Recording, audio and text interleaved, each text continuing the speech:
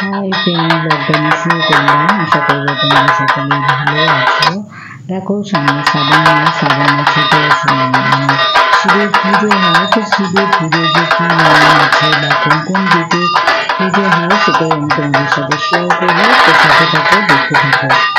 দেখো শ্রাবণ মাসে যে তারিখে যে পুজোগুলো আছে সেই তারিখগুলো আমি তোমাদেরকে বলে দেবো। আর প্রথমে বলি যে শ্রাবণ মাসে পুজো করার নিয়ম হলো যে পুজো করার আগের দিনকে নিরামিষ খেতে হয়, আর যেদিনকে পুজো হয় সেদিনকেও নিরামিষ খেতে হয়। আর পুজো দেওয়ার পর আগে ঠাকুরের মাথায় জল দিয়ে তারপরে প্রসাদ খেয়ে তারপরে নিরামিষ খেতে হয়। এটাই হলো শিব পুজোতে নিয়ম। আর শিবের পুজোতে তো যা যা জিনিস লাগে সেগুলো তোমাদেরকে আমি বলে দেবো। আর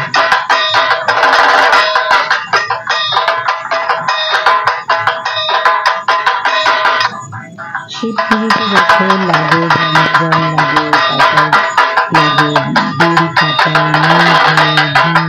দই, আর লাগে ফুলের মধ্যে লাগে ধুতি ফুল, তারপরে অপরাজিতা ফুল, দুটো ফল, আর লাগে আকন্দ ফুল, পরিষ্কার বেল পাতা, এগুলো পুজোর সময় লাগে।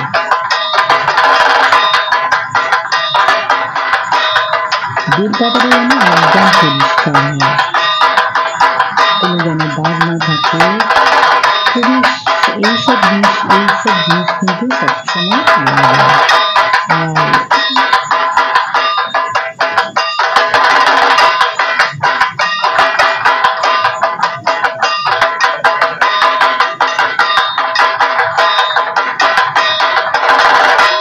এইসব উপকরণগুলো কিন্তু পুজোর সময় লাগে।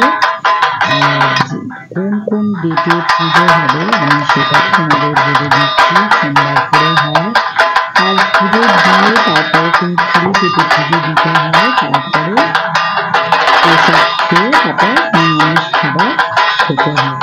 তো কোন কোন ডেটে পুজো দিতে হয় আমি কিন্তু ডেটটা এখানে লিখে দিয়েছি, তোমরা দেখে নেব। তাও আমি বলে দিচ্ছি। দেখো 6ই শ্রাবণ, 4ই শ্রাবণ, 5ই শ্রাবণ,